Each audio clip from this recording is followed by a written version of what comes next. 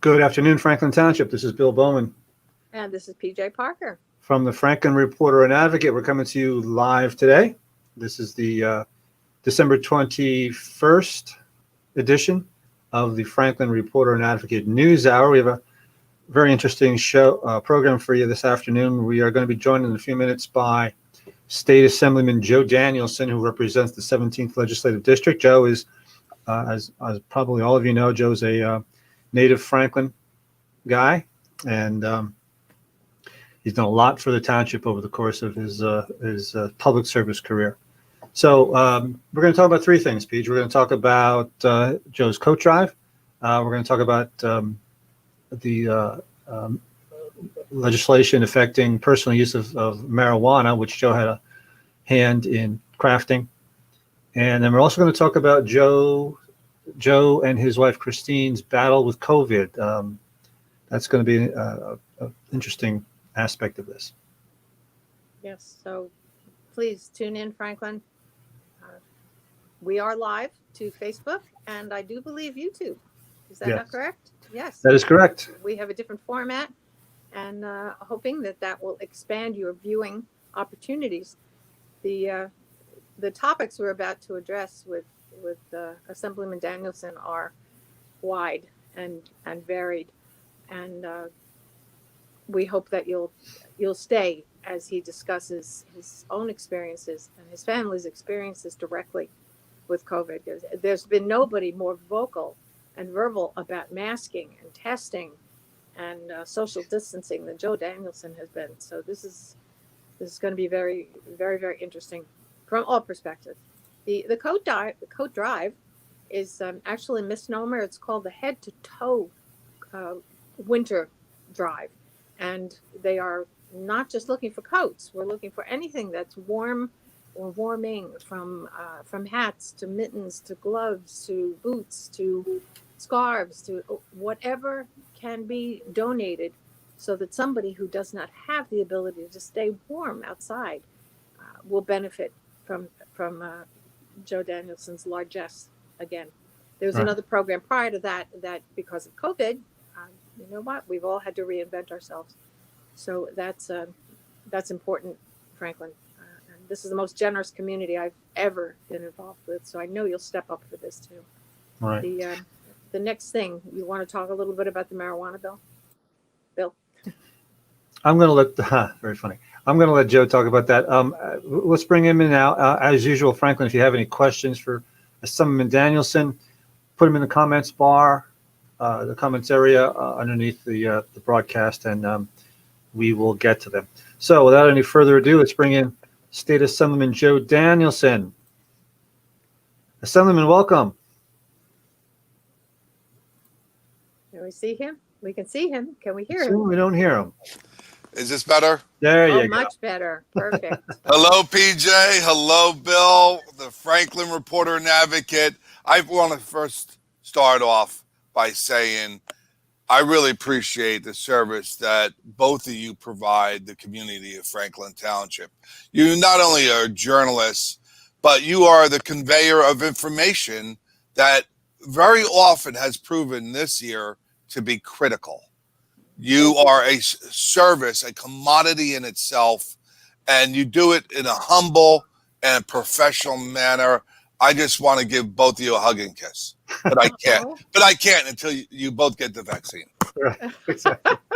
Thank you very much for the kind words. We appreciate that. Yes, I certainly appreciate that, Joe. Coming from you, that is a huge compliment. And you and I have been friends a very long time, and I certainly appreciate everything that you have done for this community, from your firefighting experience to, ladies and gentlemen, if you don't know, that Joe Danielsen makes the best pizza in the universe, and he has done so outside of the food bank and donated pizzas and masks and PPE equipment to people as they've driven through. And he is what we would call one of the most invisible silent heroes in this community, who keeps things moving in a very positive direction.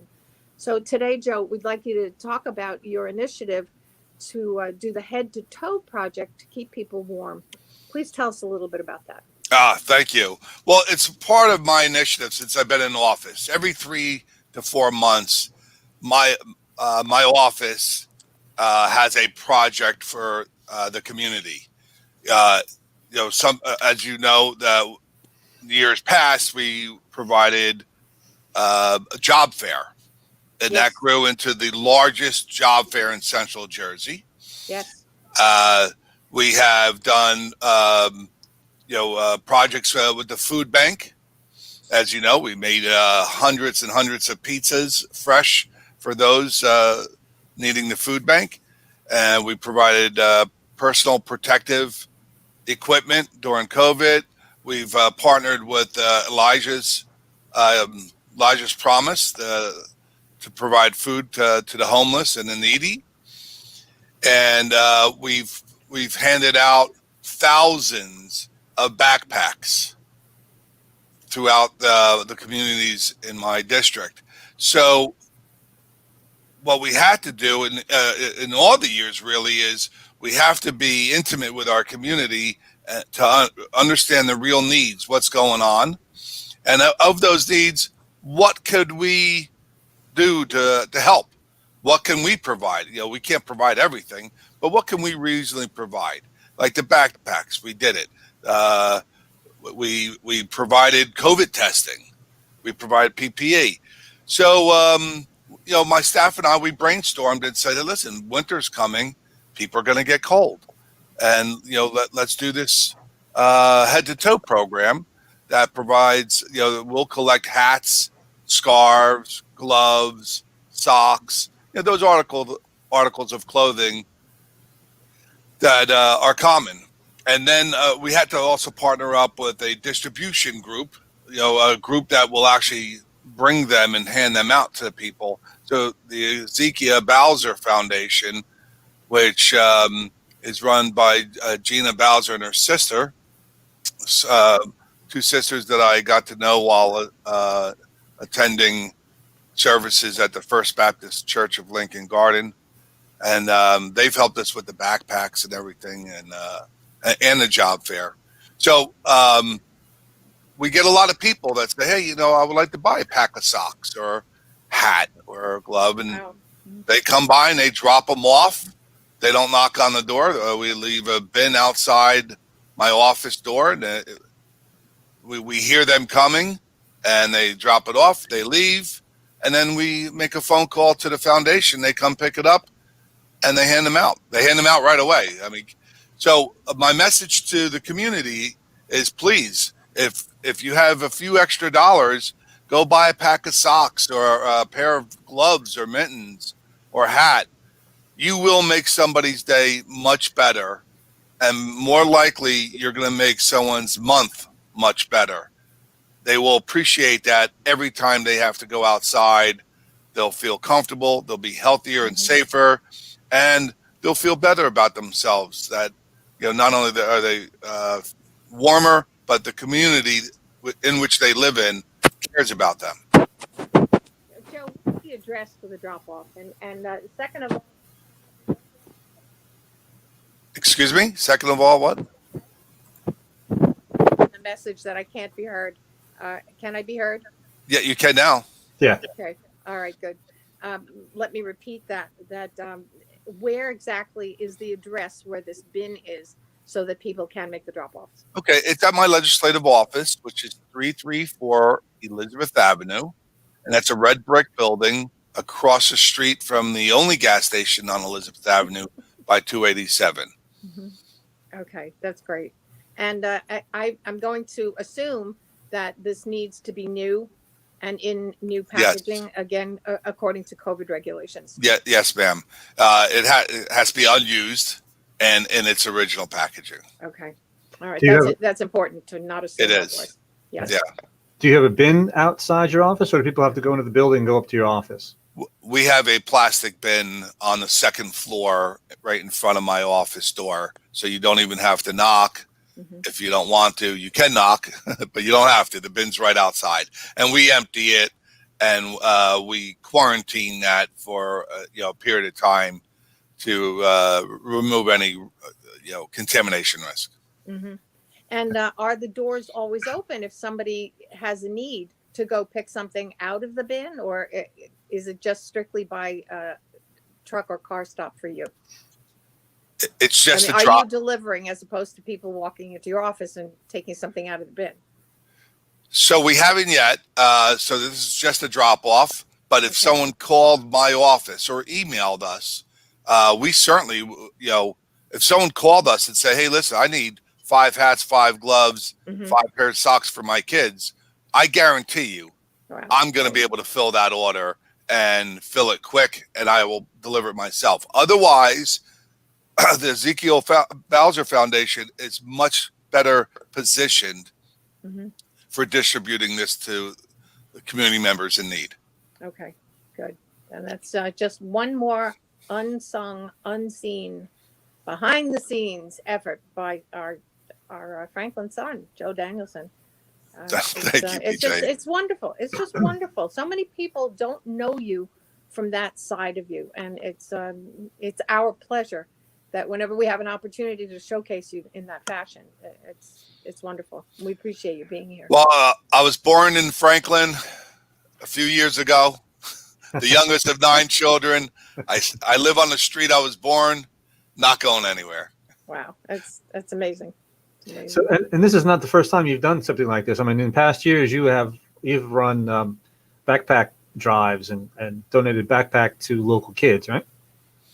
I have, and this year, hopefully, if we get back to normal, I'd like to do a fundraiser for Embrace Kids, based out of New Brunswick. Embrace Kids helps families of children who are suffering from ailments like sickle cell anemia, oh my God, and cancer, and other debilitating ailments, and they're just a wonderful organization. So that I'm looking forward to that. Okay, great. that's All right. wonderful. Thank you. Let's move on to marijuana. What is the status of that legislation right now? Where do we stand? So both on the medical side as well as the personal side. No, ma'am. Oh yeah, I could talk about both. Sure. I was one of the major authors of both. But all right, so it passed the Assembly and the Senate. It is now sitting on the governor's desk. There's a near guarantee that he will sign it, and it will be law. We have a deadline of December 31st to have legislation. Either if we don't, there's basically a constitutional crisis where the Constitution says it's legal, but our statutes say it's illegal. So we have to amend our statutes, or you have this crisis on your hands. What's he waiting for? I don't know. He is waiting. There's probably a 3-foot stack of papers on his desk that he has to sign, and he's got COVID appearances and hospitals and departments to run. He's like a dad with 9.2 million children. Exactly. I'm sure he does long hours, and I'm sure it'll be signed. Because if he doesn't sign it, there's a problem. There's a big problem. And he's not only been very supportive of the legislative process. His office was partners with us. Mm-hmm. Remember, there's 3 that have to agree: the Assembly, the Senate, and the administration. Right. And they were great partners, as they are with just about everything the legislature has been working on. Been great partners, and all 3 institutions, all 3 offices have had equal seats at the table. Mm-hmm. So can you run down some of the highlights of this bill? Yeah, in my opinion, the highlights are really the social justice components that we put into it. I take a great pleasure, not only they existed, but I was one of those who initiated much of it. We have, so the way it's structured, it's easier and less expensive to get into the business. To apply for a license, to be granted a license. There's protections from monopolies glomming up the licenses.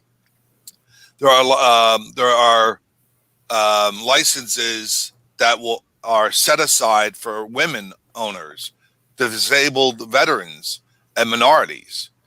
There are designations around the state of New Jersey called impact zones, and basically an impact zone is a geographic zone, a municipality that has been negatively affected by the unfair law enforcement of marijuana laws upon the Black and brown or disadvantaged communities. So this bill has curative elements to it. So if you have, if a woman in Franklin Township wants to have a small marijuana business, she could apply for a micro license as a woman-owned business in Franklin Township, because Franklin Township is one of the designated impact zones around the state. And there's only 22 cities or municipalities in the state that are designated as an impact zone. Now, could you just explain exactly what an impact zone is? It's a designated municipality or city that will allow for a micro license to exist. So instead of being the Walmart of marijuana, you can be the little coffee shop down the road. Mm-hmm. As well, there's no limits to how many of those licenses can be granted out. There is a 30% set aside, so 30% of the licenses have to be micro, and it's non-competitive. So you're not competing for a micro license against a big multi-billion-dollar multinational company. Mm-hmm. Is there any limit on how many impact zones there can be? There is.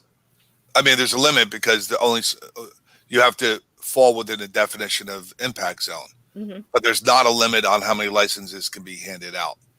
So does that cover the entire township or just section of it? The entire township. Okay, so now 30% set aside for micro licenses. So the rest of them are the bigger I don't know what I call them, conglomerate, but the bigger business licenses. Yes, and some of the after one thing I learned was, and this is you have to be careful of this. One thing I learned was if you look nationally, there's very few women owners, very few disabled veterans, very few Black and brown owners. What you have is that classic token owner where a very rich man's wife is the owner, right? Or you'll have an applicant who's really a team of 10 people, and you have that person. Some people call it chip, some people call it token. You got that one, this person, she's Native American and a female, and she owns 5%. So, and then they get an extra 15 points on their license. They get the license, they buy her out forcibly. She's not on the license anymore. And now, a group of venture capitalists own the license. 3-4 years later, a big multinational company buys you up, and there's no remnant of woman-owned business anymore.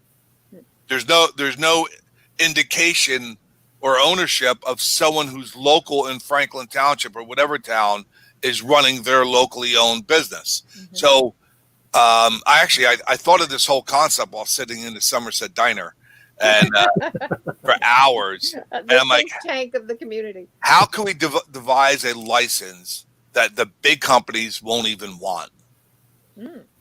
So I did a couple things. You make it small and you keep it small. You have the requirements that you fit into women, disabled, veteran, minority, and you also make it so you can't sell it. That's another big thing. You can't sell the license. Mm-hmm. But we also put into it a mechanism where, say your business is doing really well, right? So down the road, you can ask the marijuana, the cannabis committee, the marijuana control commission, for an endorsement to expand. So, because we have the limits. If you're a grower, you have 5,000 square feet. If you're a processor, you have 1,000 pounds per month. If you are just a retailer, there's a certain limit of how much you could sell. But if you're doing really well, we also don't want to hold you back because the market may change. You might be in a position where I have to grow or I'm going to go out of business. Depending on the market. The Cannabis Regulatory Commission, the CRC, will be able to assess all of that. But the legislation allows you to potentially grow. You could grow out of the micro into a full license, possibly. Will there be any funding to help people start these businesses? There might be. You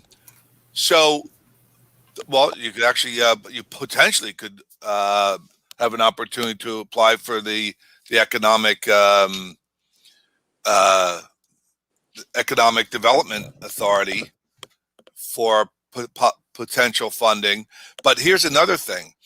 So 70% of all the tax revenues on marijuana are going to go back to the community, to minority communities, minority business owners, and be reparative in those communities. It's up to as high as 70% of the taxes on marijuana are going back to the community. Wow, that's impressive. And particularly the impact zone. And I made darn sure that Franklin Township was included in that impact zone because we have been impacted. Our community members are impacted. We have a very diverse community.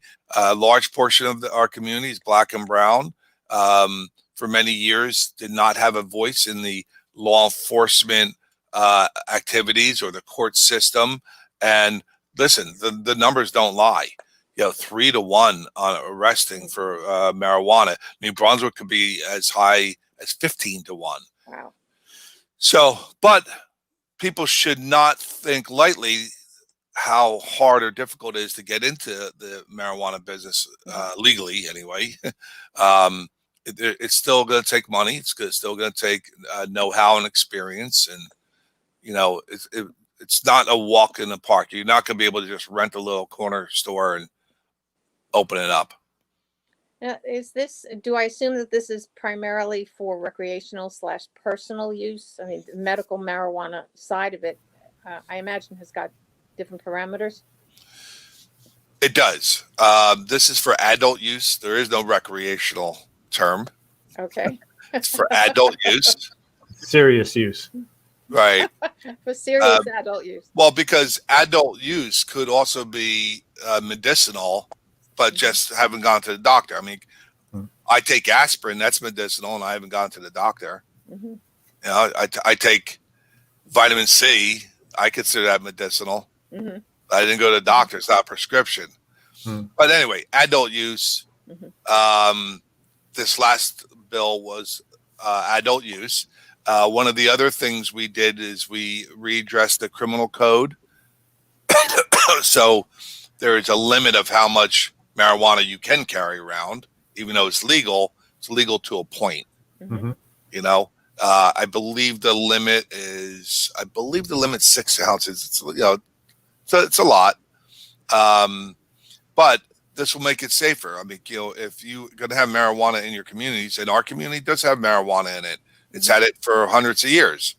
I like to know it was, free of pesticides, free of extraction agents, free of contamination, free of other drugs that may really be harmful, like cocaine or heroin, or anything that might be worse. Yeah. And how's that going to be ascertained? So it'll be ascertained by you buying it from a legal and licensed business. So I compare it to wine and beer. We know how to make wine and beer. It's very easy. You crush grapes, you let it sit, it ferments, you filter it, you bottle it, you drink it. Very simple. But I haven't made wine in 20 years. It's so much better just going to the liquor store, buying a bottle of wine that's consistent, it's safe, it's helping the economy, and it's convenient. Why I do that with 99.9% of all my products I buy. Mhm. The only exception I make is the Danielsen pizza. So, there's a cottage industry in itself. Really. Pizza and pot. Woohoo! right. So, but this is going to bring business for not only our tax base of real estate. It's going to bring jobs. It's going to be bring investments. Do you know we've had over a dozen international companies look not only in New Jersey but specifically look at Franklin Township. Now, when I get the word out to my community members, hey, you folks need to start looking at these micro licenses. You know, you could have one, in every corner of the town. Now, however, also part of the bill is we give local control to the municipality. The municipality has all, as I made darn sure that the local municipality has all the control on this that they want. So that they can reject cannabis. They can zone it how they want. They could regulate the operations of the store hours, and they could do a lot. So, it doesn't have to be a yes or a no. It could be a yes with conditions. I have a more personal.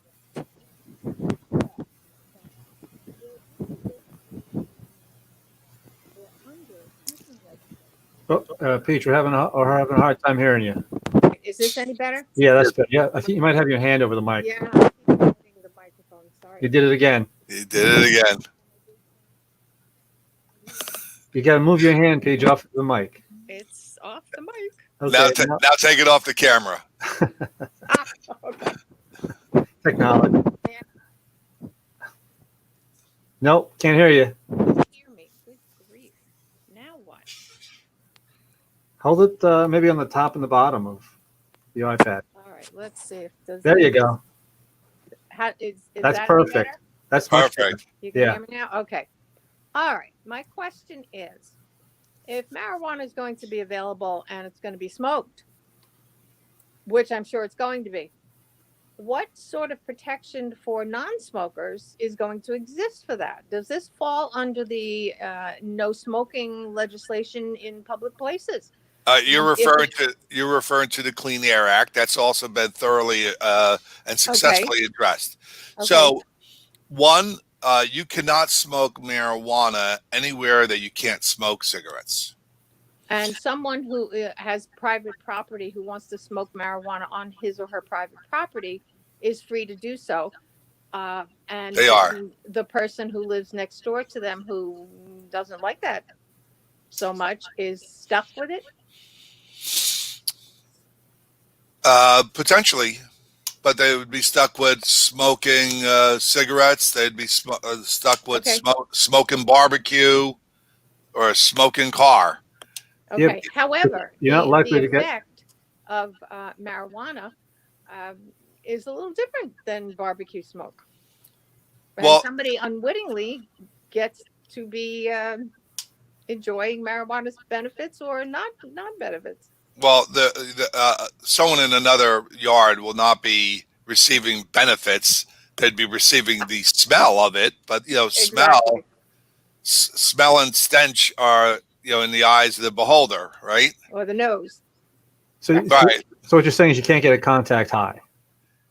You're not going to. You should also know that our society in America is proving that actually smoking marijuana is becoming less and less popular. The smoking of the plant is declining rapidly. Mm-hmm. We call that the dry bud sales are going down. The processed product sales are skyrocketing. And processed is in what form for people to use it? So a processor would take the cannabis plant and extract the compounds out of it. They would also extract the terpenes, and then they would just infuse them into another product. The classic gummy bear, the nostalgic brownie, lollipops, lozenges, even a transdermal patch. Mm-hmm. So those products make it more expensive, but you could also regulate the potency much more accurately. Also, you have a product like this. This is a vapor. So if you were to want something safer, you would take the dry plant and put it into one of these things. It's like a miniature micro toaster oven, if you will. And it doesn't burn the plant. It just heats it up to the point where the compounds, the oils, will turn into steam, and then you inhale the steam. And it's much safer if you were to, have a steam or smoke go into your lungs. It's better than something burning, like a cigarette or a joint going into your lungs versus a steam. Well, it's going to be very interesting. Yeah. Now, does this legislation do anything for folks who are currently serving time for small amounts of marijuana? No one serves time for a small amount of marijuana. Okay. They might be serving time for a combination of things, including a small amount of marijuana, but no one goes to jail for a small amount of marijuana. They never did. Okay. What's worse is being unfairly stopped by a law enforcement officer, and them using the excuse "I smell," and the term in the police academy they teach you is the strong, pungent odor of marijuana, and you get your car or house ransacked, and then you get arrested for maybe a little half joint or whatever, and then you enter this criminal / court system, and now the arrest is on your record, the conviction's on your record, and it's hard to get that off, and that immediately puts you out of a whole long list of category of jobs that you can't work it now. Right. That's the worst part of it. Now, law enforcement officer can't use smell alone or the presence alone and assume there's criminal activity. That's been taken care of. Right. And the victims of this past practice as it relates to marijuana have been historically overwhelmingly black and brown. So up to 6 ounces, how many joints is that? About 342. You'll note the interest. Yeah. I just want to know if you knew. Listen, so, yeah. So in any case, what's interesting though is New Jersey still did not have the support for homegrown marijuana, which I was a supporter of. It was a client of mine who asked me while I was writing the medical marijuana material, why can't I grow my own medicine? Yeah. And I'm like, I could not answer that. I'm like, no, you should be able to grow, but some legislators just were not comfortable with that. There's other most difficult question asked to me is, why wouldn't you automatically allow pharmacies to sell medical marijuana? Well, how is that any more of an issue than CBD oil is right now for pharmacists to sell? There's only one difference, PJ, is THC is the hallucinogen compound in cannabis, and no other compound that I know of anyway has hallucinogenic qualities. So CBD just does not have that personality in its compound. It's the cannabis without that compound. It's that compound that doesn't bring the party. Right. It doesn't show up at that party. Oh my gosh, this is going to be so interesting. Yeah. So the truth of the matter is, people should remember, marijuana is in our communities. Our children, including my own, have unfettered access to it every single day. And if you've had a teenager living in your house, guaranteed you've had cannabis in your house. But what you don't know is what was contaminating that marijuana? Mhm. What was infused in it? What was it laced with? Mhm. You know, is it something truly that your child could overdose or die from? Mhm. Cannabis alone, no one has ever overdosed on cannabis. Right. Right. Let me ask I you. have a teeny little interjection there. I'm sorry. It's I have two brothers, and they were much wilder than I was. Uh, and at some point, That's not what they said. well, they're too far away right now. They can't counter that. Uh, but what they did, somehow, my mother had a green thumb. My mother could grow anything out of anything. And somehow they got her to nurture a plant. She had no idea what this plant was, but my mother grew it into almost a tree. it was it was really incredible. She had no idea. She had no idea. The thing was, it had to be like 5 feet wide by 6 feet high, and my brothers utilized it in lots of different ways. She was very unhappy when she found out because she really didn't want to get rid of that plant. Your brothers probably destroyed that tree 1 gram at a time. Oh, they were very careful to prune so she wouldn't see where things were being snipped. And what they did after that, I was long out of the house by the time that happened. But it was funny. Yeah, some doomsdayers will tell you that legalizing it and having many businesses selling it throughout town will inspire non-marijuana users to become marijuana users. Oh, And that's like saying if you drink wine, somebody else is going to become a wino because of your drinking. or you'll go Yeah. from wine to my favorite bourbon. Exactly. But you know what? Actually, that would be a healthier step from drinking bourbon to smoking marijuana. It's scientifically a fact that marijuana is a healthier option. Really interesting. I'm so sure. I mean, I enjoy my bourbon from time to time, and that is not a healthy product. Hmm. They know there's a cost, a health cost, Of course. to drinking alcohol.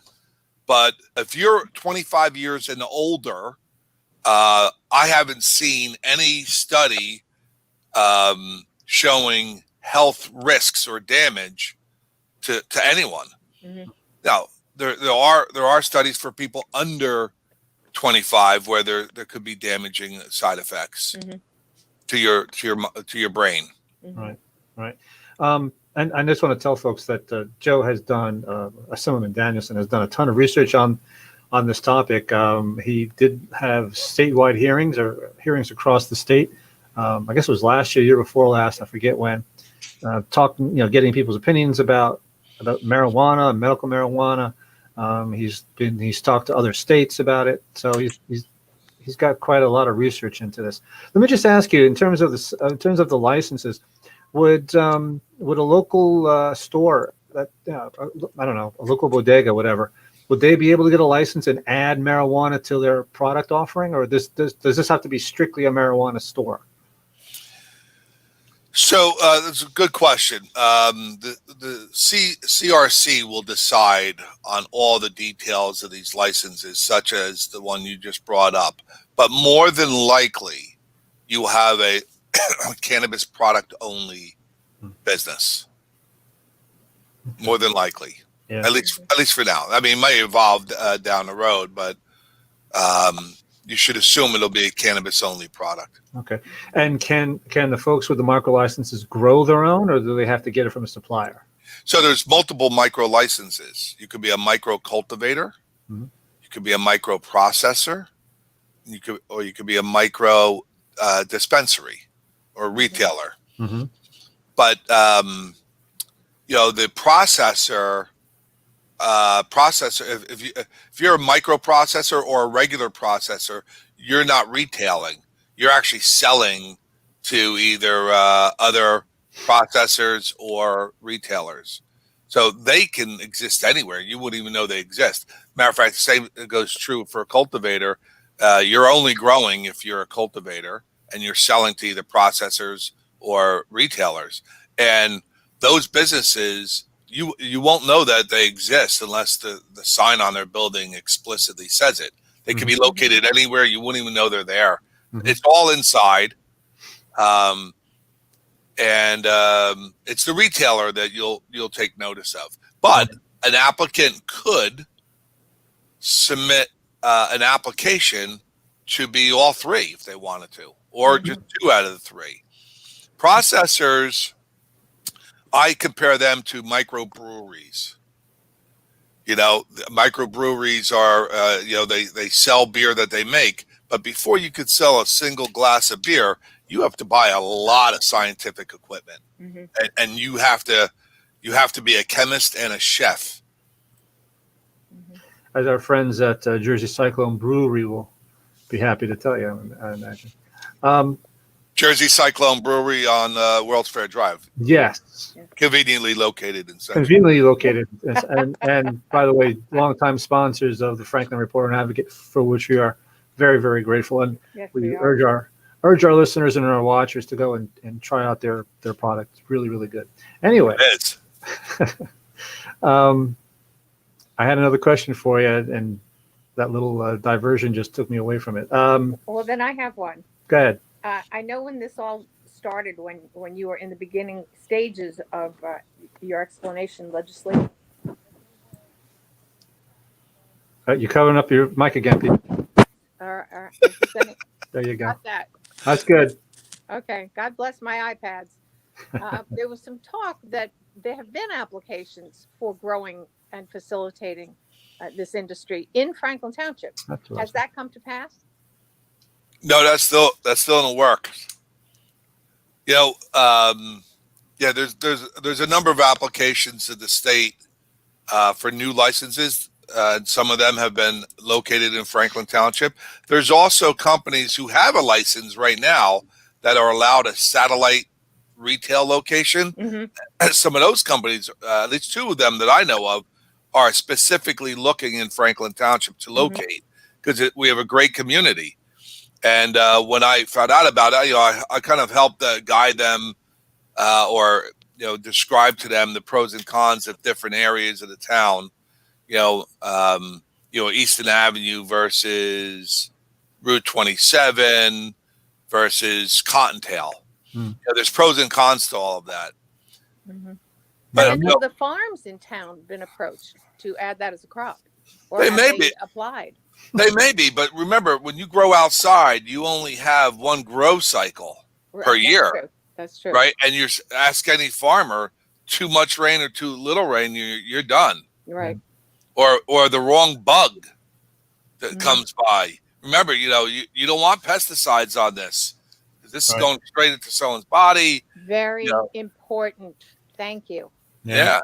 So the only economic opportunity to grow outside in a viable business will be in the southern states of America. Which, by the way, if the federal government removes cannabis as a Schedule I drug, that will probably happen, and which would put all our cultivators in New Jersey probably out of business. Really? Why? Well, the southern states will grow it so abundantly that it'll probably kill the price, because it's expensive to grow indoors. I mean, it benefits, but it's still expensive. Interesting. So, and will there be any kind of, you talk about no pesticides and no added other elements? Will there be a procedure in place to make sure? Will there be any quality testing of this? There is. Grass, yeah? There is. So marijuana businesses in New Jersey have to get all their products tested. And it's a rigorous test, and the requirements are very strict. I took a tour a couple of weeks ago of a place in Somerset County, and they had locked cages of all this product, and they were about to destroy that product because they sent it out for testing, but the time the test results came back, it was not enough time to sell it and have it consumed. It's got to be, the processed products have to be consumed 30 days from the manufacturing date. Currently, that should Mhm. expand for 6 months, in my opinion. Well, But that's all the testing. They don't mess around with the testing. so if I go down to Joe's grass hut on Hamilton Street and I buy 10 ounces of Maui Wowie, I've got to smoke it all in 30 days. You're supposed to, but they have to sell it to you in a reasonable amount of time, giving you a reasonable amount of time to consume it. So who's checking up on that? Right. No, How do nobody. you possibly monitor that? Right. The supervision ends at the final retail transaction. Why was that even put in the law? I don't know. These are the things that were put into place by the Department of Health that Okay. will get ironed out by non-Department of Health people. Though the executive director is the number one guy from the Department of Health. The executive director that was just appointed by the governor is Jeff Brown. He comes from the Department of Health, but he'll be surrounded by many more decision makers or voters, people that have a vote on the council. Well, it's similar to expiration dates on any other consumable product, I would imagine. And at a certain point, it expires on this date, but you really have another shelf life of maybe 2 or 3. Right. So if you process a gummy bear or lollipop Right. or something, you could be processing it in a manner where things can grow on it, from mold, microorganisms, and so forth. And the FDA, they go through tests, that may take years. So New Jersey, we have to be our own FDA on the matter. So, but the scientists in the cannabis industry I've spoken to say it should be 6 to 18 months, based upon their tests that they've done in their laboratories. Does it lose its potency after a while? I don't know. Okay. I don't know. Would these then, if they're being so stringently looked at for additives and pesticides and whatnot, would they be correct in being labeled as GMO and or organic? So interesting you bring that up. GMO free. Right. So my last material language that I submitted was not accepted. Maybe it was too late, or someone on the Senate side didn't like it. I had language in there that would direct the CRC to ensure certain markets were being addressed. Vegan, GMO, kosher, halal, Jainism. These are dietary communities. Well, as I see GMO it. is pesticide. GMO is genetic manipulation. Right. So But these are dietary principles and regimens that are very, very present in our New Jersey community. And I wanted to make sure that the CRC was required to look at them and make sure those communities were being served. So it's not in the bill right now, but that doesn't mean I can't get it in sometime next year. Okay. And what about the potential for it to be certified organic? So nothing stops a retailer, cultivator, processor from going through that certification. Okay. So it's not going to be a mandatory offering that all marijuana in New Jersey, although will be pesticide and chemical free, is not necessarily certified organic. Correct. And let me clarify, my language did not make it required. My language required the CRC to review it and make sure those markets were being served. Okay. So, I mean, I can't require every product to be kosher certified or halal certified or, compliant with Jainism. Sure. Well, again, but GMOs, the genetic modifications, which do encompass some pesticides, and that's putting it mildly. But the idea that it could possibly be labeled as GMO free, that was my question. Yeah. GMO free and or certified organic. Yeah. That'll be another avenue. It might be. I'm really looking forward to the regular people of Franklin Township having an opportunity to get into the business. Currently, I should say nationally, to even submit an application to get a marijuana license, if you want to be competitive, you're going to spend up to $500,000 just on the application alone. Wow. Yeah. Wow. You're going to hire one or more law firms. You're going to hire a lobbyist. You have to bring in venture capitalists, scientists. You're going to bring in a nationally recognized multi-state marijuana vendor. You have to bring in a union to have a collective bargaining agreement in your pocket. You have to do a lot of things. It's easy to spend $500,000, and you're going to have to hire a cannabis application expert to put it all together. Wow. Right. So But it's not just a simple single proprietorship. Right. Let's rent out this room. Right. Like it was a But job bill. that's not all true with Joe Danielsen's micro license that now Franklin Township can take advantage of. Good. The only exception, and very few people around the country have done this. Mm-hmm. Here's another thing. So when wrestling back and forth with the Speaker and Senate President, I said, listen, why do we have to make any of this a requirement? And why do I have to buy a building and get a letter from the mayor? No offense, Mayor Kramer, but just generically mayor, just to submit an application. What if I don't get it and I'm stuck with this building? Right? Why do I have to spend all this money and I don't even know if I'm getting a license? No. So, I mean, it was an hour of arguing and pushing and pulling. We came up with what's called a conditional license. Pending approval. Right. It's an interim thing where you get granted the conditional license and then you fulfill your other requirements that cost money. Oh, that's now, perfectly logical. When the Senate President said to me in a very stern voice, well, who else in the country is doing this? I proudly said, no one.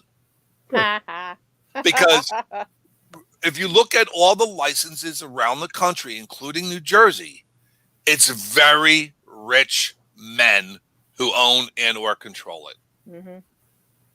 Right? And I looked at that and why is it only rich people can get into this?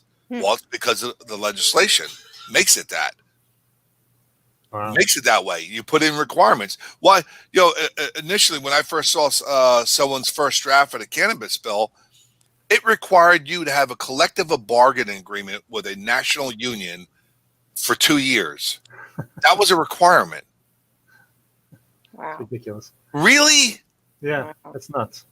So you have to own the building or rent it, and you have to get a letter from the landlord. Well, what if the landlord didn't want you to have marijuana business there? And that would be within his scope. Right. One would presume that if you didn't want it, they wouldn't rent it to you. So okay, so I'm in Franklin Township. I'm thinking, hey, this marijuana business selling.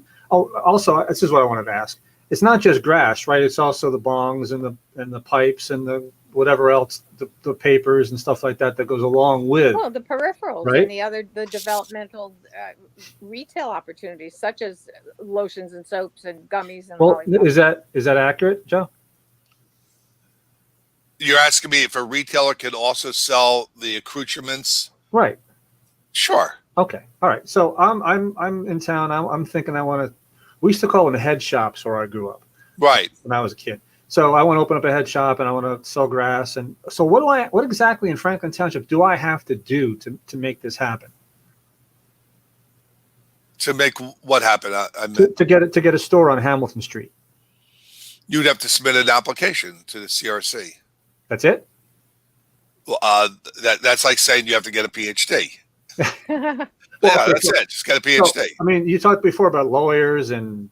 Okay, so if you're interested, you'd say, okay, you'd have, like any business, you're gonna have to come up with a business plan.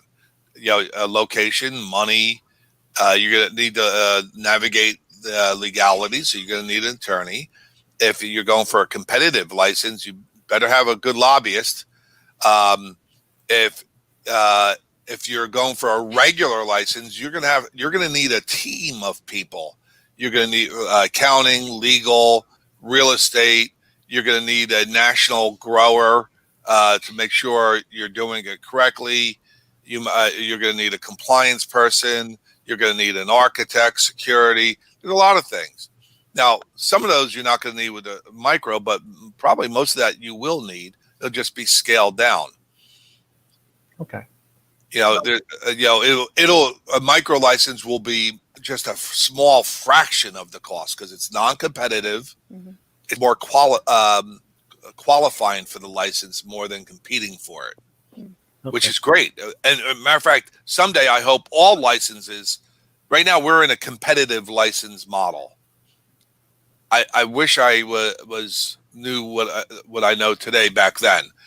I would like to have it so none of the licenses are competitive, where instead of being competitive, whoever qualifies gets one.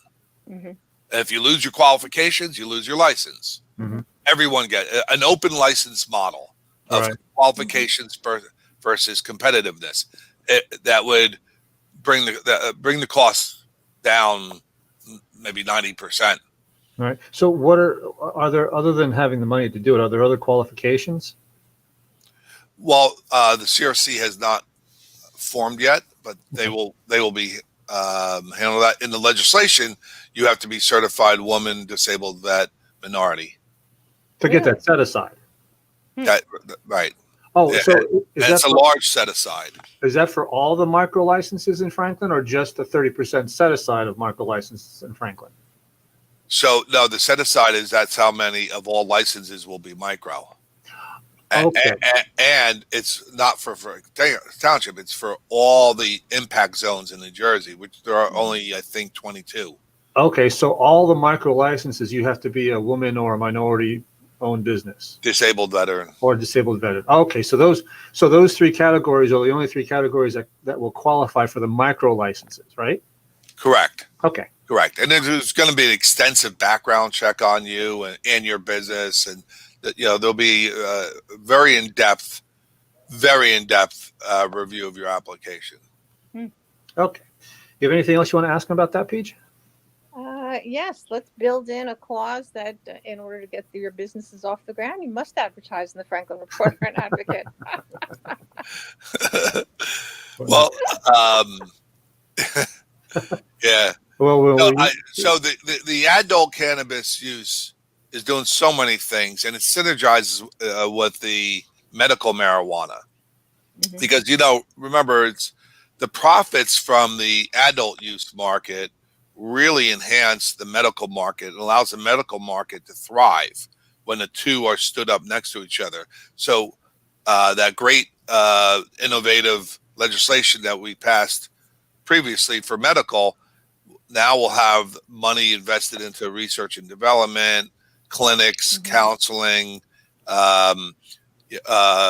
education. We have now county and state colleges introducing curriculums in cannabis science. Through all of your research, I know we're not supposed to say recreational use, but let's say for adult use. The medical side, what are some of the medical benefits that have been uncovered for people who are seeking relief from pain, or is that the primary relief, that it's a pain relief, or does it have any further benefit? It does. There's really no end to list the benefits from medical marijuana. I have a few friends that are chronically in pain that benefit from it. Some have near unmanageable anxiety, sleep issues, dietary issues, diverticulitis, and Crohn's disease. Wow. Problems with their eyes. But my two closest friends, who both are in Franklin Township, one's a black woman and one's a white guy, they suffered from ailments that were very painful, and both of them were prescribed, and I have a picture of his cabinet. Both of them were prescribed opiate pain medicines. Oh boy. One of my friends, their jaw started losing its ability to operate because of all these medications. Oh my My other friend could not. He could barely go to work anymore. It was. It was just devastating. So I actually asked him if I could take a picture of his medicine cabinet. Actually, his medicine cabinet was in his safe because they were such potent painkillers. He actually locked them up, and it was crazy. So he now 3.5 years on cannabis, he doesn't take any of them anymore. Oh my God, what a blessing. He returned to work. He stopped drinking alcohol altogether. He stopped smoking cigarettes, and he lost 80 pounds. Wow. Guy looks great. Wow. Now, that's a real success story. My other friend, she stopped taking the opioid medications, and she looks beautiful now. She's just just a gorgeous human being. But when they both testified at my committee meetings, and they have a sad story to tell.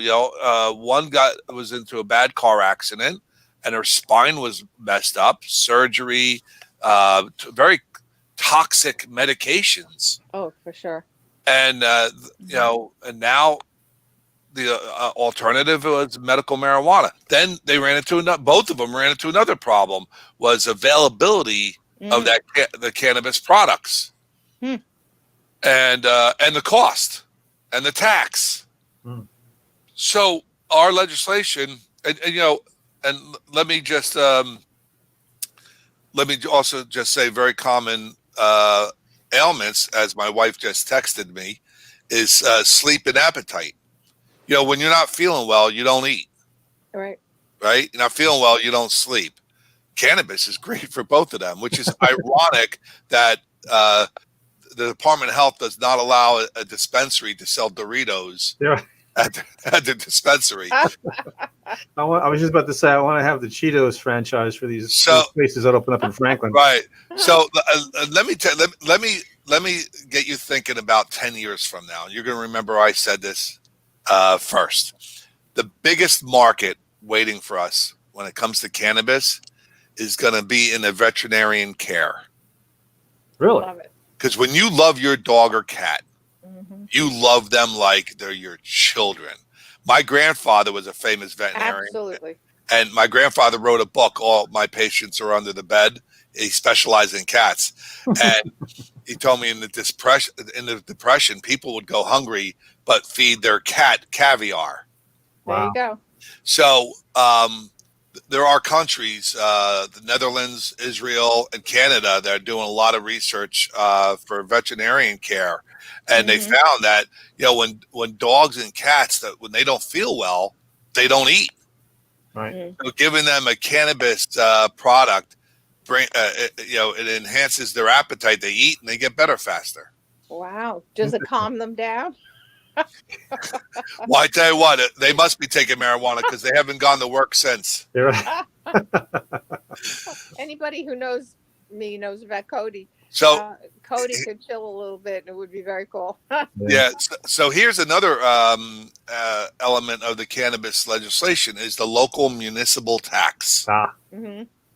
Very important. Yeah. And it's not as straightforward as you would think. Because so basically, a municipal council could participate in the cannabis market by allowing cannabis market to exist in their town. And they have the option of taxing the cannabis products 2% on each transaction.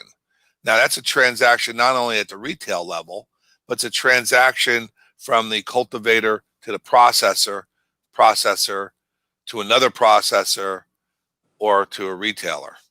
So they can, if they wanted to, get up to 6%, total from seed to sale.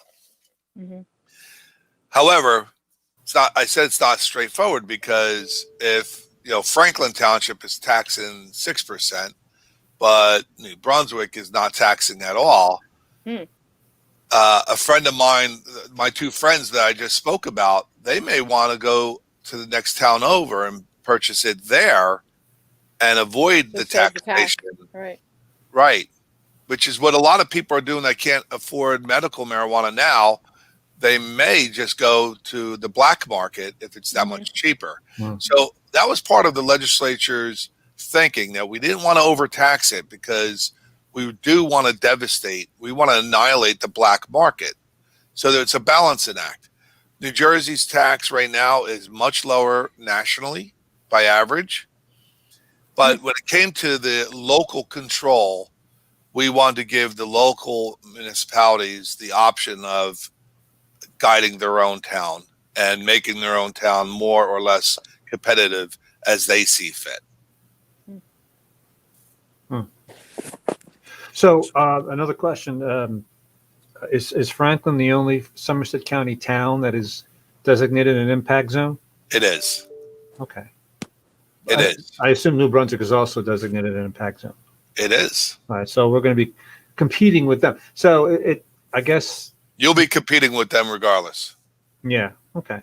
I can't imagine North Brunswick or New Brunswick or both of them not having a regular license, let alone a micro license. So this is something the council is going to have to take into consideration when they're looking at what they're going to charge for how they're going to tax these transactions. Then they're going to have to see what New Brunswick is doing, because they don't want to sabotage their own potential business owners before they even Right. My recommendation to any town really is I would recommend them not taxing it at all, because why treat this business any differently? I mean, we tax hotels, but we don't tax. We don't have any other local tax. No, we don't tax food. Right. You're already getting the benefit. You're getting real estate. You're getting the jobs. right. You're getting the associated businesses. You go to if you go to the supermarket, you stop off at the dry cleaners. Right. So you're bringing people in and through your Right. town already. Why do anything to make things more difficult? Right. And here's another thing. The doomsdayers will say, "Oh, well, we need more money because we're going to need more police and code enforcement because of this business." Mhm. That is not true. The legislation literally went out of its way to take the police, the law enforcement, really away from marijuana in most cases. You're not going to have any more people driving under the influence after this than before, because marijuana is already here. Right. Right? Nothing's changing. Well, the availability is changing, and it will spike in usage. I disagree with that. I don't think. Well, I, we'll see. The availability right now, if a 12-year-old kid can get it within 15 minutes, right? It'll take me longer 15 minutes to buy it from a licensed place, a licensed establishment. There's unfettered access to marijuana. What do you think? What do you think? What's going to do to the black market here in Franklin? I mean, do you think that's going to drive them out, or are they going to get more competitive, or? It's going to make it much, much harder, much harder for the black market to exist. Much harder. Interesting. When someone very close to me who was under the age of 18, when I found out she had marijuana in her possession, I was less angry at that fact, but more scared over the fact I didn't know what was in that marijuana. Exactly. Right. And you hate to say the words, I'd rather you get it from a legal place than an illegal place. As a father, a lot of things run through your mind.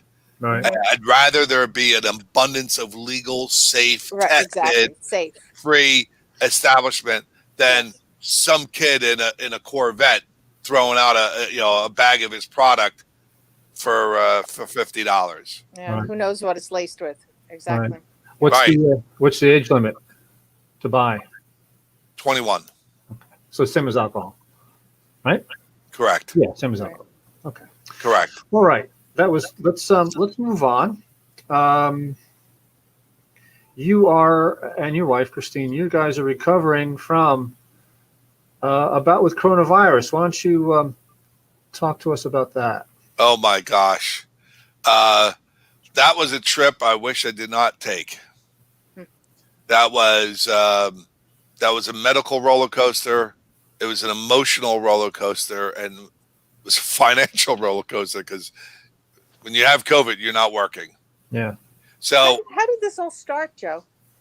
well, despite the fact that I was forced into becoming a COVID specialist in testing and symptoms and the science and the laboratories and working with Department of Health and volunteers throughout town, I ended up getting COVID when I didn't have to get it. And So well, I know, like the professionals know, that if you simply wear a mask, and even more importantly, if you insist on people who come near you wear a mask, that's it. you are probably not going to get COVID. So, So how did you get COVID? well, I followed the disciplines along with my wife and my children so strictly since March, and I let my guard down one time. Wow. And that's all it takes. one time, I allowed a very, very close family friend close to us. One time, short period of time. The time came and went, no big deal. And then 3 days later, I got a text message from that friend. I have symptoms. I'm getting tested. Wow. I'm like, oh no. So I went into DEFCON 1 status with my household, and the 4 members of my household, I went into isolation. Mm-hmm. Everybody goes into a separate room. My wife and I immediately got tested. It was a Thursday after election night. We got the rapid test and the PCR test. My wife came back positive on the rapid test. I came back negative. So now we went into DEFCON 0.5 of isolation. So my first call was to Mayor Kramer. And I'm like, all right, this is what I'm doing. I need another pair of eyes on my isolation protocol, my testing protocol. And I trust no one more with COVID than Mayor Phil Kramer. Yes. So I looked at my house. We were able to isolate. We had our masks. We got vitamin C. We got zinc. I had a pulse oximeter to monitor our oxygen levels. I had vitamin D. I did, and baby aspirin. Yep. And we also had digital thermometers.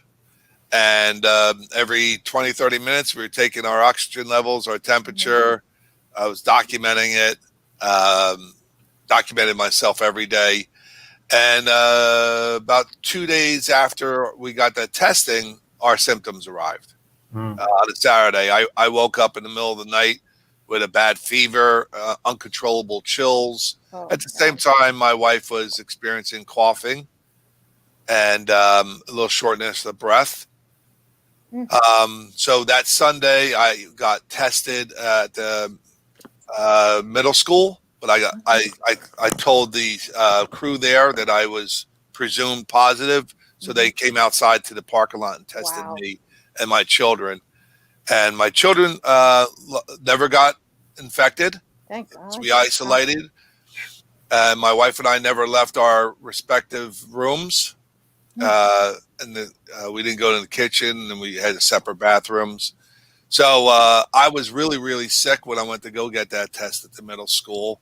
And then I slowly got better. My wife, by a week later, her oxygen levels were consistently dropping to the point where if she rolled over in bed, they would plummet.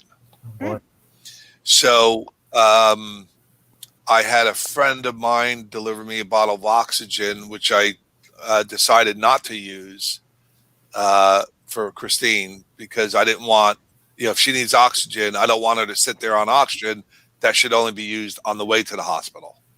Wow. Because that's where people get into trouble. They delay going to the hospital. Mhm. You should go to the hospital, and when you immediately, if you're even contemplating hospital, the delay of getting to the hospital and getting professional medical treatment Mhm. could be fatal decision on your part. Mhm. So that's why I was on the phone with Dr. Kramer, his sister, other doctors and medical professionals. So by a week after our symptoms arrived, Christine's breathing became to the point where we were really nervous, and she and I made the decision to go to the hospital. She was admitted, and that was a very, very emotional for her and I. Oh, I can imagine. To sit there in a chair drowning with your own lungs is really painful, and it's really, really. I've never been so scared. Neither has she ever, and it was just bad. And then when you get to the hospital, then there's another emotional trip you're going to go through. She's going to walk through those doors, and you're going to stand there at the curb. Wow. And to have a loved spouse walk through those doors without you, Mhm. and in your head you're thinking, are those doors going to open up again? Right. Right? Yeah. Wow. You don't know. Right. This virus hits people so differently. We've had people in Franklin of all ages Mhm. have different outcomes. All right. That's right. So it was actually a call. We received a call actually from a member of Fire District 1, their infectious disease control officer, that called me very early on a Sunday morning and said, you need to go to the hospital now. Oh, And that's what they, and we did the right thing at the right time. yeah. So they basically gave her the medical treatment she needed, and 2 days later she was home. Wow. It's only 2 days. Can you share what that treatment was? It was a cocktail combination of not a cocktail, a cocktail of medicines of Right. Right, I know. remdesivir, Of course. steroids, aspirin.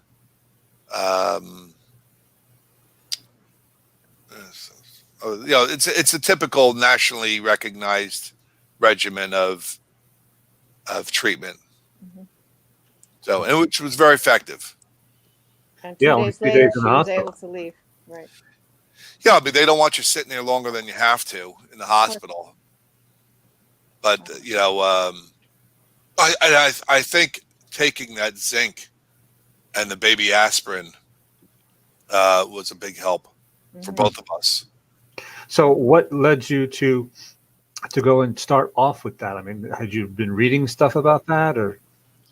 So the zinc, I had a very long discussion with Mayor Phil Kramer, and he was explaining to me the relationship of zinc to the virus, Okay. and its relationship to hydroxychloroquine. Mm-hmm.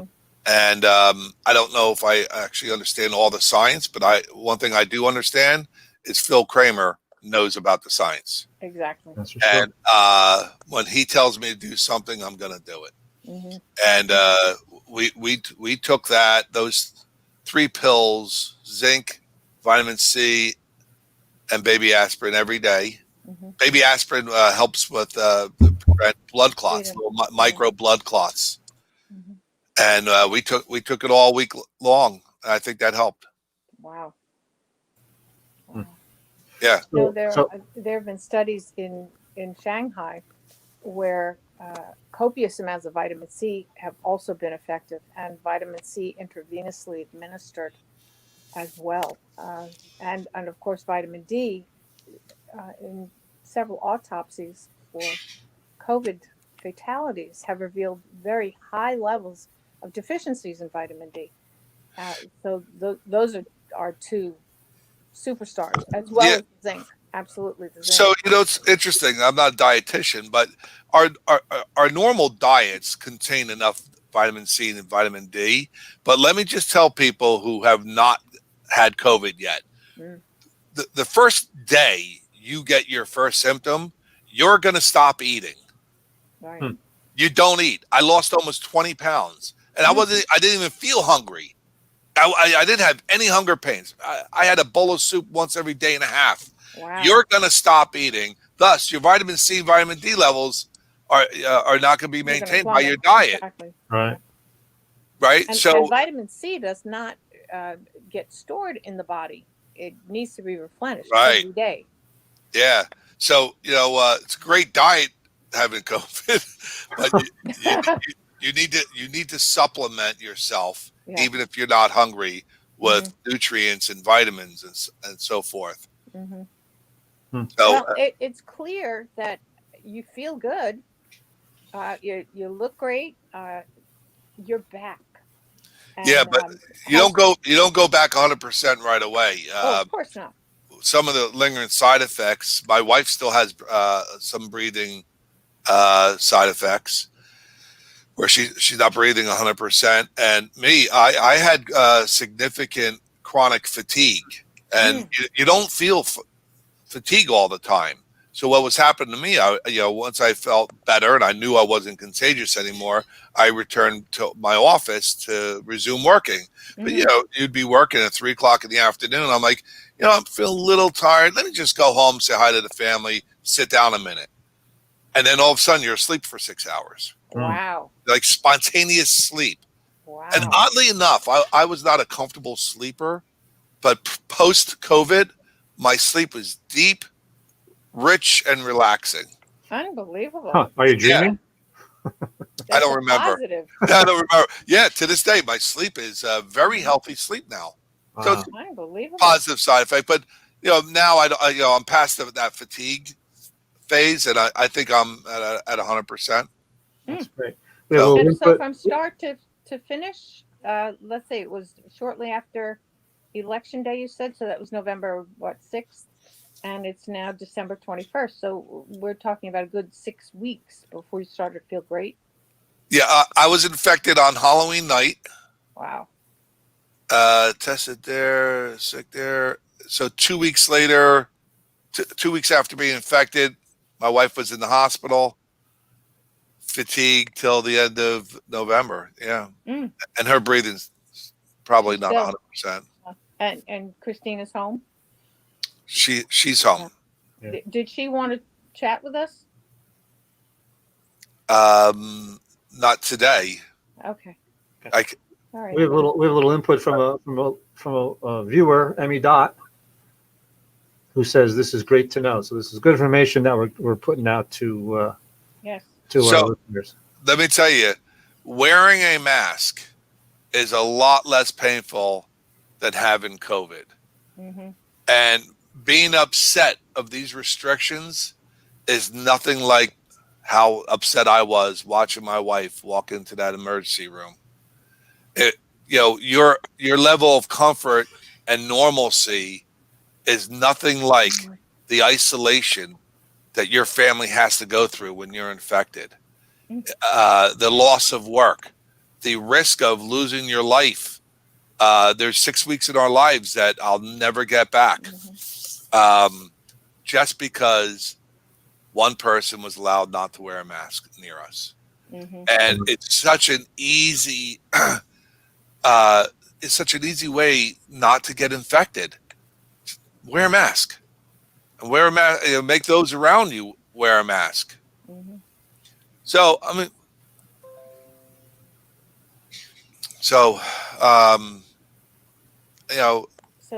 even the best of us make mistakes, but I just hope people don't make the mistake that I made, letting my guard down. Yeah. How's your friend doing? He's doing good. He did better. He actually recovered better than my wife and I. Okay. She would have came on your show, PJ and Bill, but she's working. She works till later. Okay. Well, so it's good that she feels good enough to work. She's working. That's good. Yeah, she gets to work from home. Okay. But she is working, and I'm just telling people, the two messages here I would like to share with my community: wear a mask and make sure those around you wear a mask, because you're protected so much by a simple face covering. And I've been around thousands of people since March. I mean, I was giving COVID tests back in July. You recall? Of course. I've run events. I go to work. I I go down to Trenton and never got it. But like the CDC says, much of the spread of COVID right now is happening inside people's homes. Mm-hmm. And foolishly, I made a mistake and I became one of those statistics. Mm. It wasn't, the problem wasn't inviting my friend into my home. The problem was I let that person take their mask off and didn't say anything. Yeah, I thought about it while I was sitting there. Mm-hmm. And I'm like, Right. That was my decision-making process. Right. We tend to think that people we know and we care about who are friends or more that, that person can't possibly have that. And that's when we do let our guard down. And what would you say to somebody who is consistently saying, this is a hoax, and my rights are being trampled on, and our freedoms, and etc.? Well, there's two categories of people like that. One category is the people that don't have TVs or internet. Categories of crazy people. I'm sorry. The science is profound in support of wearing a mask. It's international. It's global. You are if you are walking around not taking any precautions, you are a danger to yourself and those around you. Exactly. You have a moral and a societal obligation to participate in the protection of yourself for the benefit of yourself and the rest of the community. That's your message. That is the message. Yeah, that's great. There are many, even in this community, one of the most generous, aware communities in New Jersey. And there are still those who argue that point. That there's no worse than, and I'm not going to be told that my freedoms are going to be restricted. It's beyond you, is what I would say. It is way beyond you. Yeah. And my wife, she's a very strict disciplinarian. I can assure you there is no Danielsen existing now in New Jersey that's not properly wearing their mask all the time. And even if you get a little slip below the nostril, she's on you. Wear that mask right. Disinfect that mask. Right. All right. So, we're looking at the numbers now. Like every day, the amount of people dying from this is equal or greater to that of the 9/11 terrorist attack. Right. Daily. I mean, how do you ignore that? You can't. Your strategy cannot be luck. Your strategy cannot be just, the vaccine's around the corner. Yeah. Mm-hmm. And even then, it's the vaccine won't keep you from getting it. It'll just reduce the symptoms, and even that is months and months and months away. So. That's not a viable option. You got to wear the mask. You got to wash your hands. You got to limit your interaction with other people. It's just basic. And anybody who denies that, as you said, Assemblyman, is just nuts. I was going to put an adjective in there, but or they don't have a TV or internet. Right. I'll give them that. Arrogance. That's it. Right. That's it. It's yeah.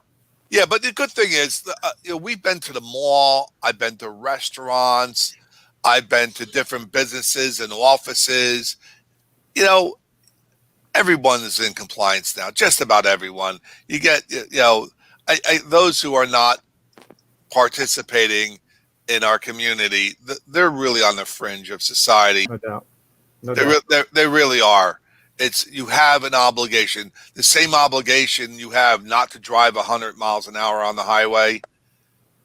Right. You have the same obligation to wear a mask. Right. Nobody argues the point where when you walk into a store and you see a sign on the door that says no shirt, no shoes, no service, no one brings up their constitutional rights to go barefoot.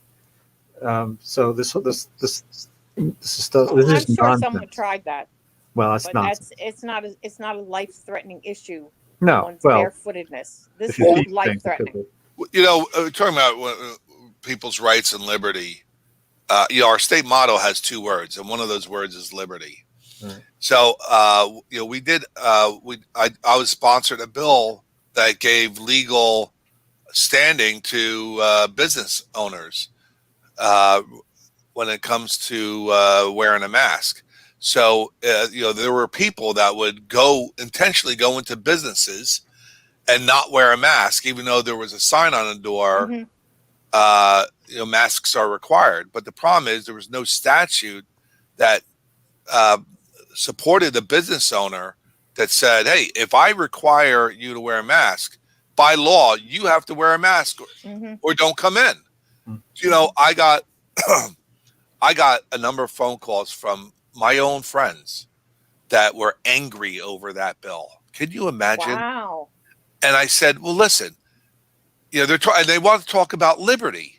I said, wait a minute, but the liberty also exists for the business owners and the other customers. If that business owner decides she wants to require all the customers to wear a mask, she should have the liberty to do that. But liberty means nothing if there's not a law that backs it up, like trespassing or disorderly persons.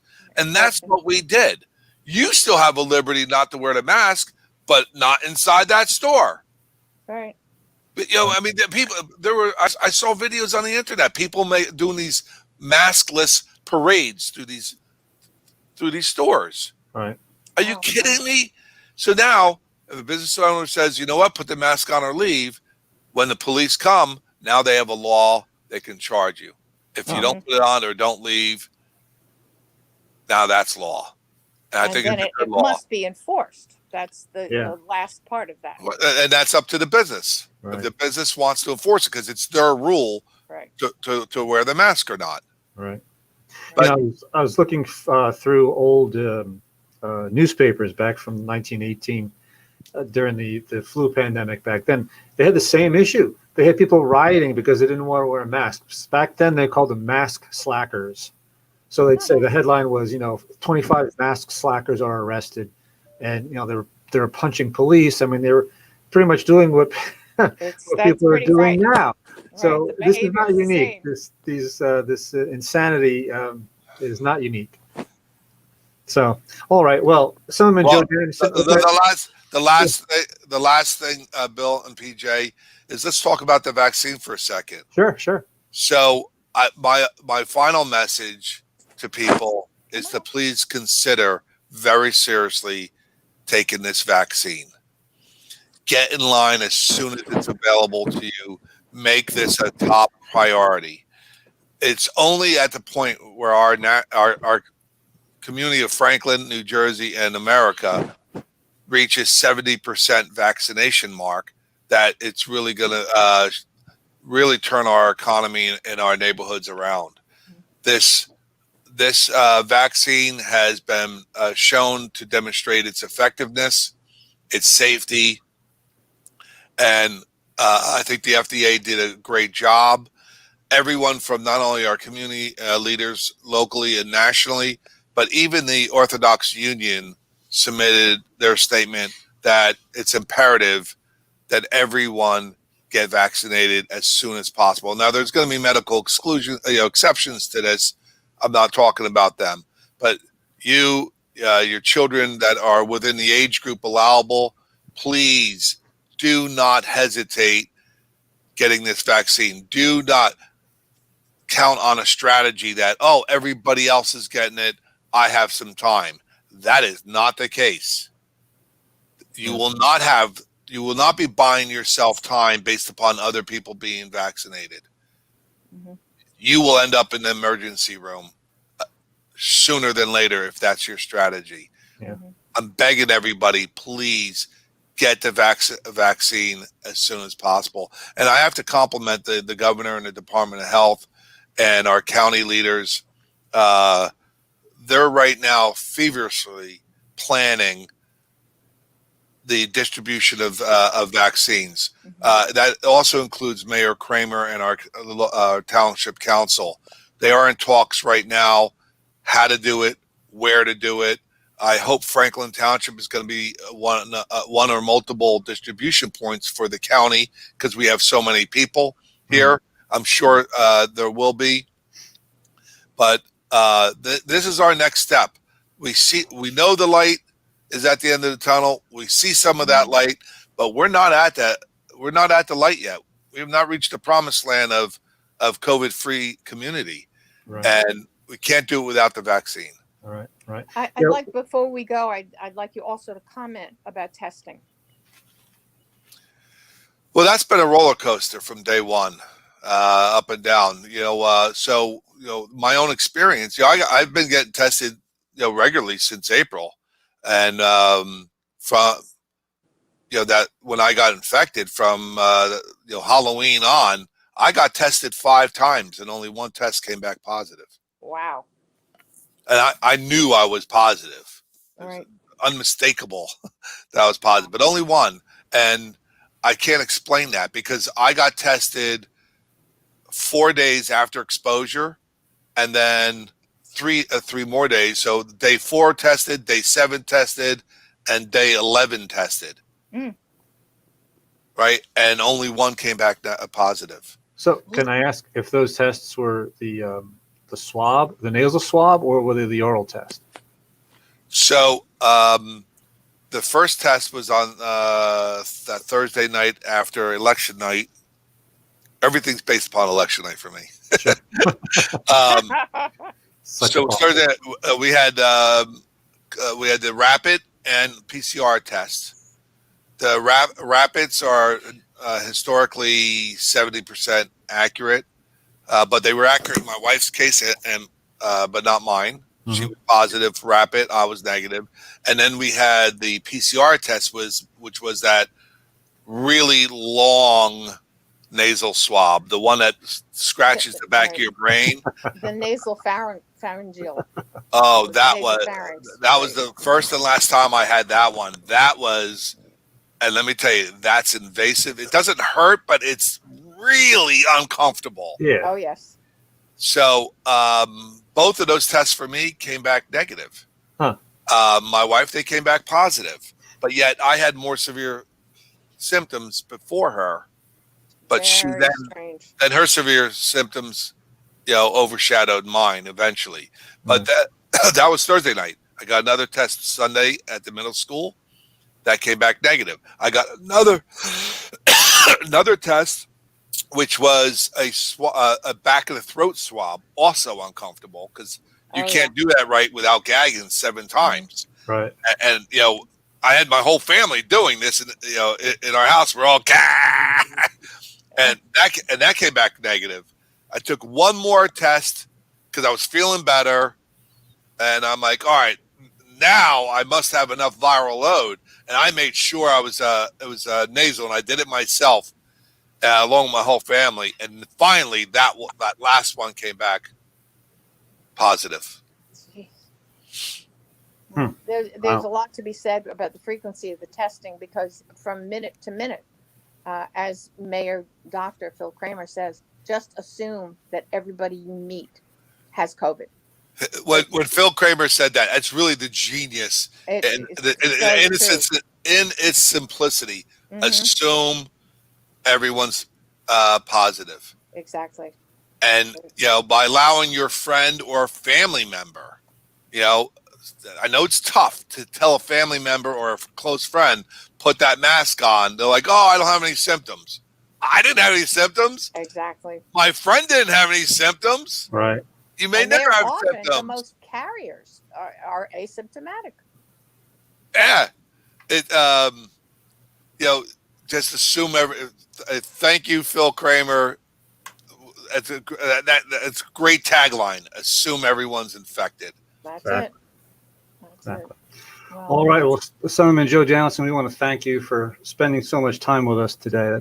Very informative. We spoke with the Assemblyman about his head-to-toe clothing drive, the marijuana legislation that Governor Murphy is expected to sign soon, and also the Assemblyman and his wife's battle with COVID-19. By the way, Mrs. Danielsen, Christine Danielsen, is a member of the Franklin Township Board of Education, for those who don't know. So we're going to say adieu to the Assemblyman. Again, thank you very much for taking the time to My be with pleasure, Bill. Okay. And I want to thank you and PJ again for the critical service you provide Franklin Township and our community. You're everywhere, from our weddings to our funerals to our celebrations to our COVID. You're just everywhere. Oh, thank you. Our community really depends on you. I And We appreciate thank that. you for that. we're appreciative. Well, almost everybody in the community depends on us, which we're going to get into in a minute. Thanks, Assemblyman, and we'll be talking to you soon. All right. Happy holidays. Take care. You too, and your family. Too. So Take care. glad to All right. see that you're back. All right. Okay. Thank you. Go. All right. Well, Wow. I said let's get some comments, and we got a couple comments. Apparently, we have a wardrobe critic watching us today. Uh-oh. Does this idiot from the Franklin Advocate ever wear anything other than that same beige shirt? Oh, Well, let's see. Well, Richard Let's Guns, consider the source. this isn't the same beige shirt. This is a hooded sweatshirt that I'm wearing now. It's not branded. I normally wear the branded Franklin Reporter and Advocate polo shirt. It is part of the uniform. It's what you do when you have a successful small business. It's why your business is successful. You probably wouldn't know about that, but judging from your record of political operations there. Also, he's a hairstylist. Ah. He liked my hairstyle part of the middle. It's not really in the middle. It's just because the headphones kind of push the hair over a little bit. But hey, Richie, thanks for noticing, man. I really do appreciate that. Well, he doesn't know how many people stop you in the street and say, "Wow, you have such beautiful hair." I know. I don't think the part has ever come up. The parts never come up. But hey, this guy has an eye for detail. Right. And it just, I don't mean to be reacting at all, quite simply, to such an irrelevant set of comments. But if that's all he was able to glean from these 2 hours, I'm kind of at a loss for words. Look who he hangs out with, so then you'll know. Well, anyway, I don't want to give any more space. No, don't give this guy any oxygen. Oh, Anyway, that was a great conversation. I really appreciate someone coming on and spending so much time. It was over an hour and a half. Wow. Yeah. And I know this is about the time where he would normally go home and go to sleep, but he stayed on with us like a trooper. And I'm glad to hear that he's doing better. I'm glad to hear that Christine is doing better, even though she's not 100% yet. But we keep her in our thoughts, and as well as me, and then anyone else in the township who is dealing with this right now, because this is, as I can imagine, not fun. So, I'm folks, just wondering, this is totally unremoved but connected somewhat, if there's any connection possibly with cannabis being helpful with COVID. I think that would be an interesting experiment. that would be an interesting experiment. I don't know. Wouldn't that be interesting? Because smoking is said to make it worse because of the. Not necessarily the smoking of it, but this is a whole different tangent, Franklin. I probably shouldn't have gone there, but if it's dealing with pain and it's dealing with rest and it's dealing with anxiety and dealing with who else knows what the benefits could be. Right. Never know. The gummy bears or the transdermal patch, you never know. Honestly, when he said transdermal patch, I was that was the first time I'd ever heard of that. I never knew that they did that, but okay.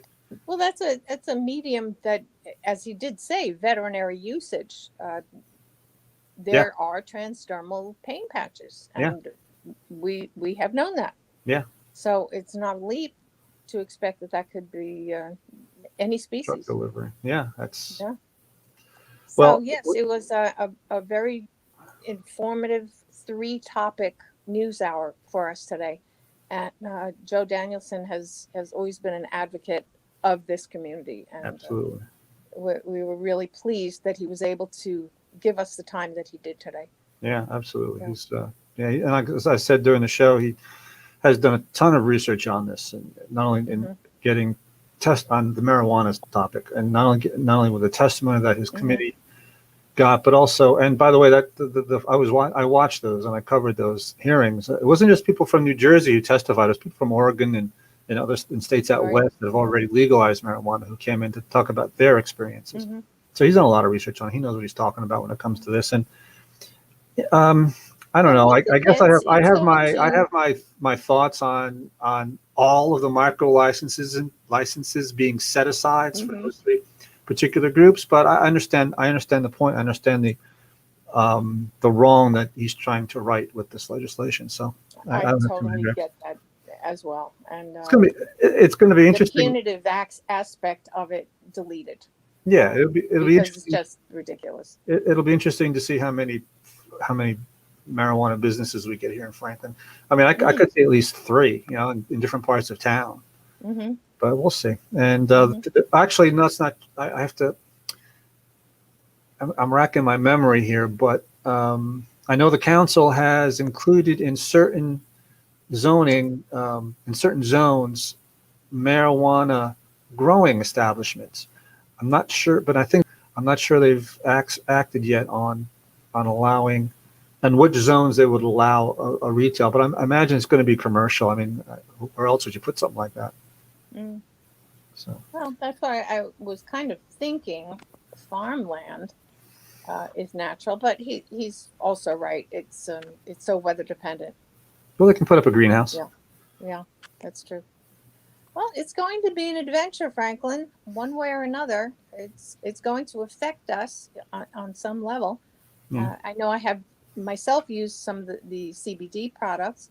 I've given them to both of my dogs, and there is definitely an effect. I think it must be more consistent than what I've been doing in some cases, but it does have a medicinal effect that is noticeable. So it's going to be interesting to see yet another form of it, what its beneficial applications are going to be. Uh, I am not looking forward to be sniffing it when it's not my favorite smell.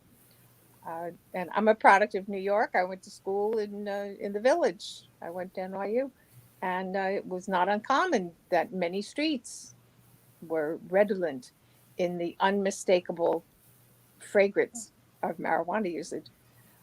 So it's going to be interesting. It's just going to be interesting. I think Yeah. I'm going to end on that note. Yeah. Okay. All right, Franklin. Well, and if you get the chance, if you can go and buy some socks or sweats or gloves or something or a hat that you want to donate to the Assemblyman's head to toe clothing drive, please do so. And you can. His office is on Elizabeth Avenue. You can't miss it. It's almost down to 287. It's as you're going down toward 287, it's on the left-hand side, and there's a nice big sign there that says Assemblyman Joe Danielsen. Yes, and it's a beautiful building, hard to miss. But once again, Assemblyman Danielsen just giving out to the community, and it's a wonderful effort. Yeah. So again, as Bill just said, anything warm, mittens, gloves, hats, scarves, socks are the biggie, and shoes, anything protective that will keep somebody warm this winter. So there you have it. All right, Franklin. We're going to wrap up this edition of the Franklin Reporter and Advocate News Hour for December 21st, 2020. And as always, until we meet again, Franklin, stay safe. PJ, say that thing you say. I want to say one other thing. If we want to alert people that this is now also available on YouTube, Yes, is that correct? that's correct.